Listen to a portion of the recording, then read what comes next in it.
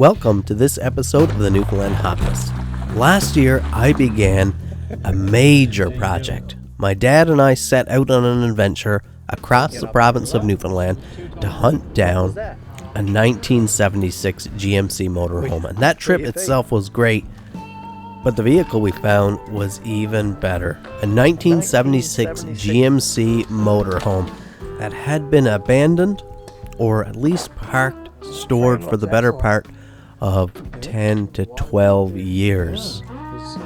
After a difficult ordeal trying to get the vehicle back home, we eventually did, and Dad and I dove in getting the vehicle running properly, as it wasn't at the time of purchase. We went through a whole series of maintenance, replacing what we could easily replace, troubleshooting and identifying different problems, fluid transfers, and eventually up to a carburetor rebuild. That was quite an adventure in itself. Then on to tuning and suspension work and brake work and fresh rubber, all sorts of things to get this vehicle running and in tip-top shape for the work that was to come.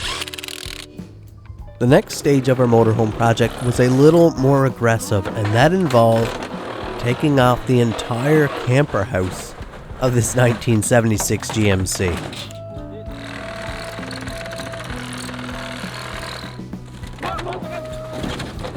Now that camper house has been removed, you're starting to see the scope of the project.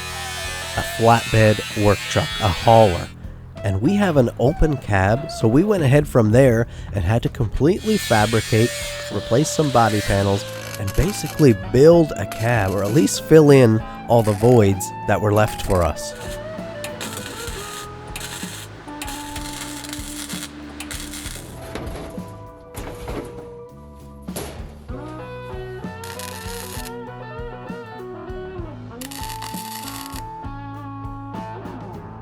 We have at this point. The truck then went on to bodywork and paint.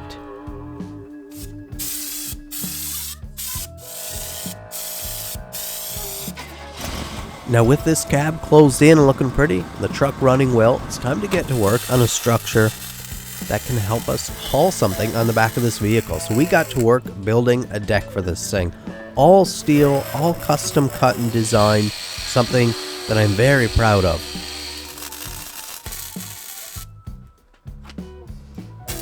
The final stages of this project during last season, season 5, were to fab in these rear panels and complete the electrical so we could get this truck on the move, so we could put it in motion for one very special end of year event, the town Christmas parade. Dad and I got to work on this still raw truck, put together this beautiful display for our town parade, and it was just a wonderful experience. I got to enjoy my truck really for the first time, see it in motion, and it was just so exciting. But let's not get carried away. There's still a lot of work left to be done. Now, a big part of our work this year is to finish the fabrication on the deck. I know it seems like it's pretty much done. We ran our electrical. That was just to get the truck in motion, just like putting that headache rack on there.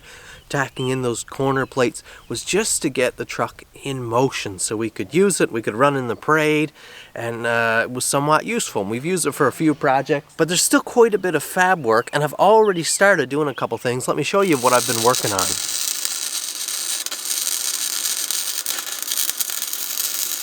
When I assembled the deck last year, when we built it, I attached the rails with a couple stitch welds to the body here, but that won't actually pass inspection if I were to sell the vehicle and go on. It has to be attached, by my understanding, either with some substantial bracketry or U-bolts. Now, of course, in order for these beautiful U-bolts to box something in, we need top plates as well. These didn't come with the U-bolts, so we had to make these up, and I used the heaviest thing I had here, which was some 3/16 angle iron, and I split it down like this. It was like this. I split it down, and then I rounded them out on the grinder and the bristle wheel. So we have some lovely plates that we now have to drill to go on there, just like that.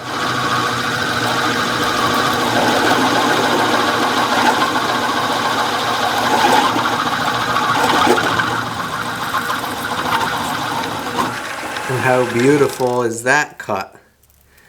Just look at those shavings. Slight coloring, no bluing, so they're not hot. It's a very mild yellow. Beautiful. Just curious at what happens at very low speeds. 126 RPM. 100 RPM. Look at that. Look at that. That is torque right there. That is torque. Little too much pressure on the quill, just easing off slightly. 117 RPM there now. Oh my goodness, look at that.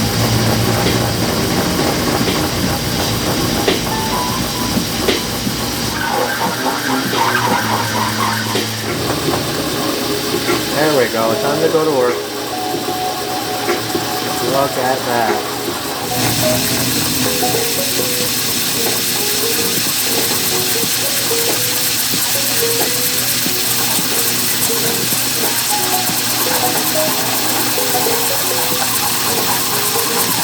Nice U-bolt.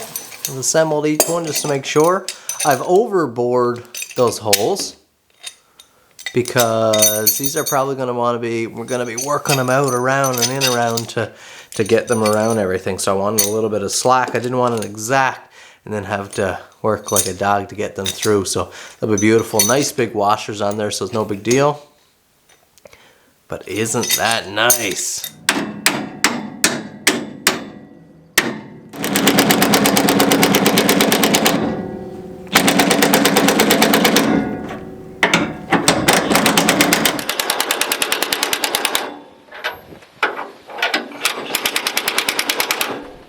Now with the deck properly attached, we can return our attention to the back rack, which I started here last season.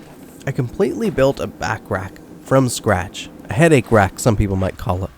I took lots of measurements because of course this is a custom cab shape and we wanted to match all those angles and having it look like it was built for the truck.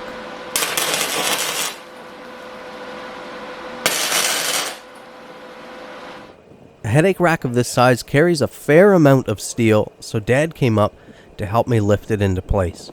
Now while I was very happy with the back rack, I wasn't happy with the way I attached it, which was sort of a temporary solution for this end of year install. And like I said, when we put on that headache rack last year, we tacked it in place, put in a couple triangle corner supports that we tacked in place, but a headache rack kind of wants to be removed so you can modify it, so you can paint it later, so you can get it at the back of your cab. If you weld it in solid, it's not ideal unless you can really easily remove the deck, which would be a chore in this case. So I've got some bracketry made up here so it can be removed.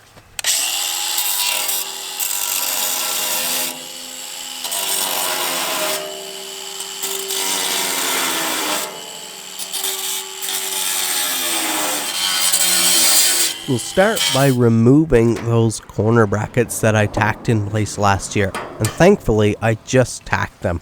Then I could remove the back rack, and then with some beautiful 1/4-inch steel plate, I started designing and fabbing a bracket design for this back rack. The goal is for the rack to be removable anytime.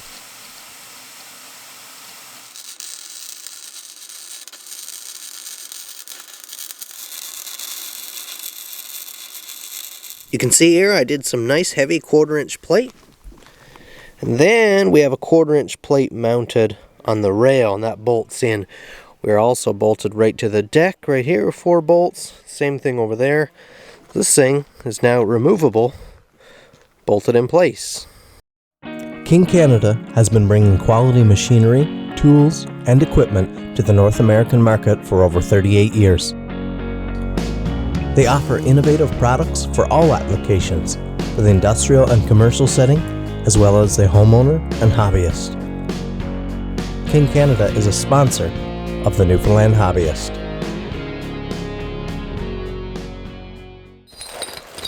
A flat deck truck is still not much use if there's no way to tie something down. Just look at these beauties. These are 2.5 inch, I believe. 1/2 inch thick steel. Rated for 12,000 pounds, the actual rings. With the weak link, of course, probably being your welding joint. And these are weld-on, so you just got to do a little bit of prep now. And then you have a fully mobile ring here. And these beautiful. These are going to really, really add a lot to the look of the deck on the truck.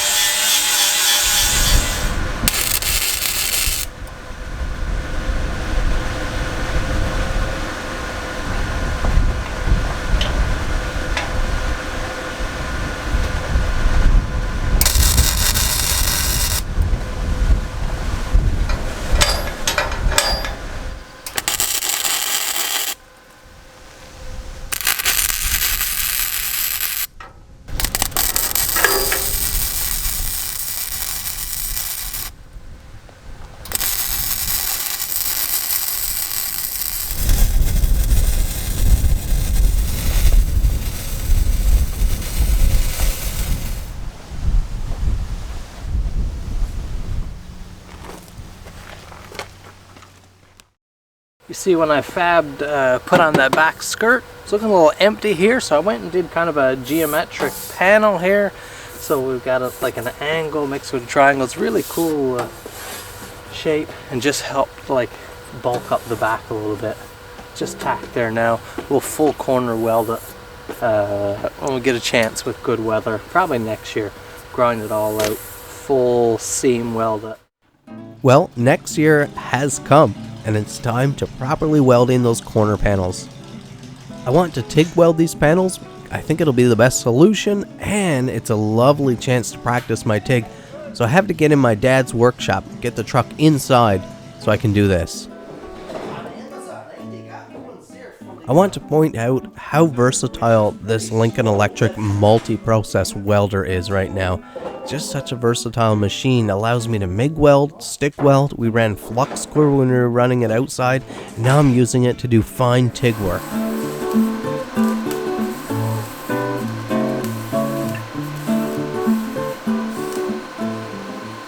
My experience with TIG welding so far is that I can much more finely control the amount of heat applied to a piece of metal, as well as the amount of filler involved. So you can really raise that weld with filler, or you can let it lay nice and flat. You don't even need filler at all if you want your weld to sit completely flat. You can just use a fusion process.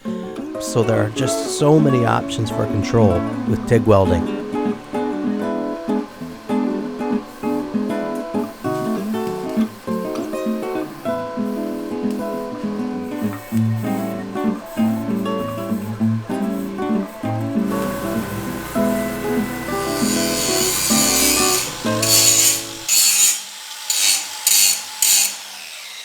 I added just enough filler to these panel welds to leave a slight raise so I could flat wheel it into a real beautiful smooth finish without any pores or anything like that. And that's exactly what we ended up with. Just wait till you see this finish.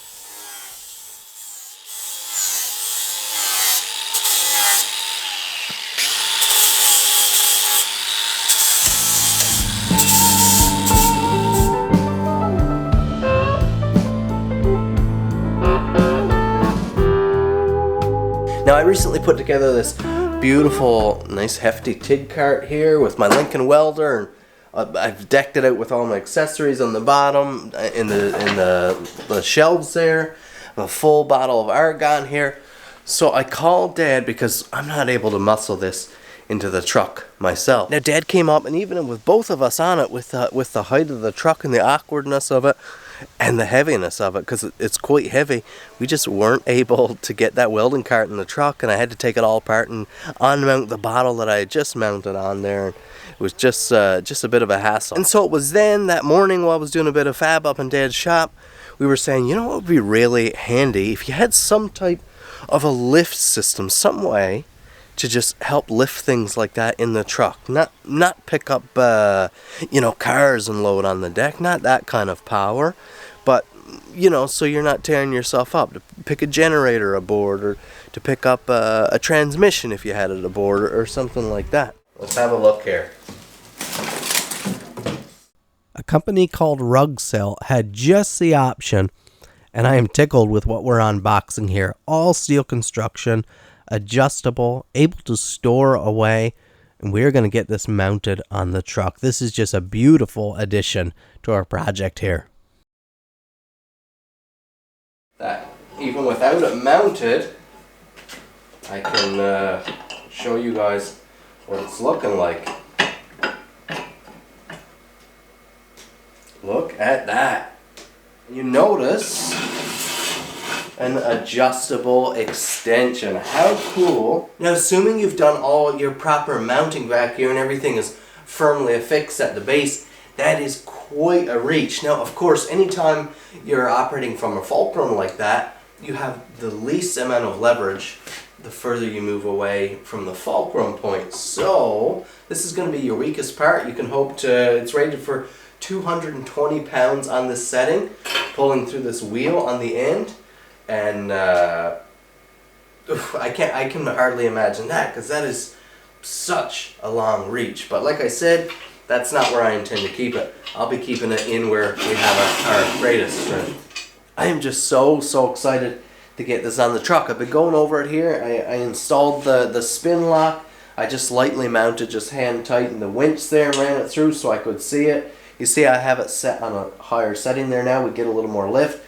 And it goes up even one more again. And I am just tickled with this little crane here. I think it's the perfect addition for the truck. It'll just give us, it's these end things like this that's going to put this build right over the top. Now the crane comes with a heavy base that is pre-drilled, but of course you have to adapt your truck to fit the crane, and that's what we have to fabricate right now.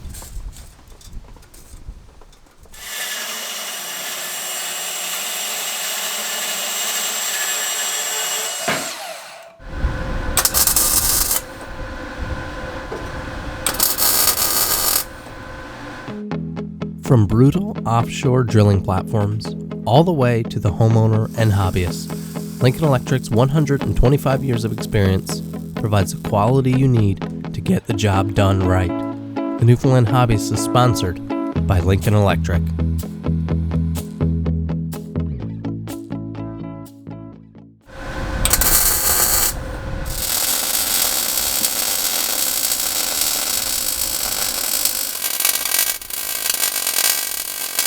So here we go. I put in 2 rails between our deck rails here. Then I put in this cross member here, which didn't exactly need, but it should stop for any twists because most of our lifting will be this way. So this should help. Multiple weld paths on every joint here, all down around, just to ensure this is as strong as possible.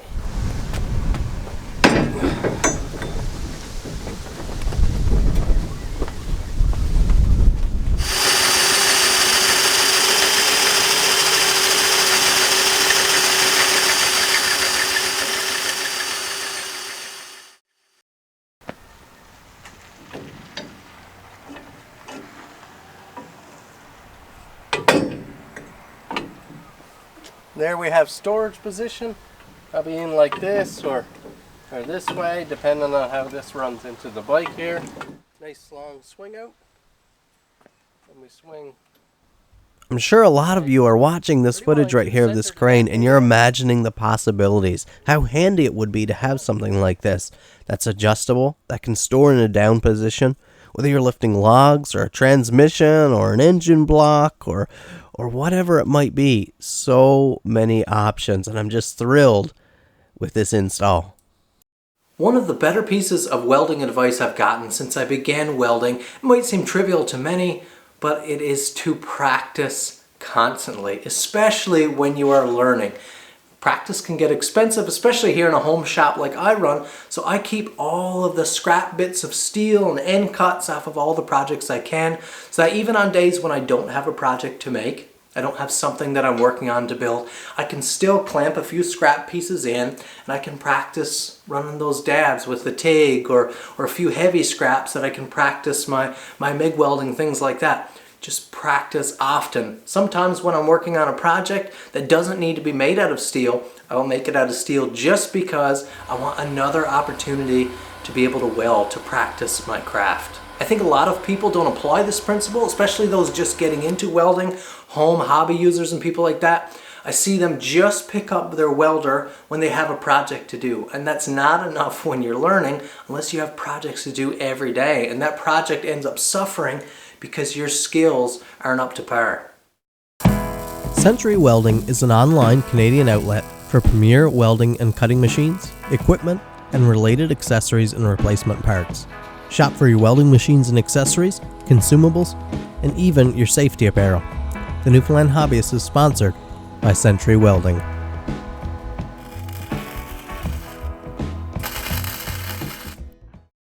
Learning how to weld and the addition of welding equipment here to my workshop and to my life has been one of the greatest skill additions, the most valuable skill and tool additions that I have made so far. And I've added a lot of different tools, of course, and you've seen a lot of them floating around over the last several years, but welding has been one of the most valuable. What it has allowed me to do and the value it has added. Being able to join two pieces of metal together, different types, and the more that you can join together, the more your skills and your equipment allows, the more valuable it is to you. And it's just an incredible asset here, whether it's this big truck project that we're working on. And this truck project has challenged so many aspects of my skill level when it comes to welding, from different types of metal to being able to weld new, fresh, clean metal, to be having to work around dirty metal, rusty metal things outside, having to work out in the elements because I don't have space to get the truck inside. And sometimes we can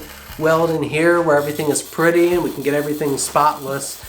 It's challenged me in a lot of different ways that way, and different types of welding, mostly flux core we've used outside, but then the gas feed MIG, and we're running the TIG now, and this one project just goes to show how hobbies can push you to skills. Hobbies lead to skills, and we've just been pushed so much. My TIG welding has come a long ways. My MIG welding now is second nature. I can weld in almost any position now and lay down a fair or decent weld, and I'm getting confident with setting up my settings and stuff. It's so much fun, and again, so valuable. Right here on the bench right now to the side of me, I have some parts I'm putting together, making a component for Dad's outboard motor, because Yamaha can't get the part in for something like 6 weeks. So because we can weld, because we have a mill as well, we're just gonna go ahead and make that component. Something breaks on the truck, or you got a utility trailer or a flat deck trailer and something breaks,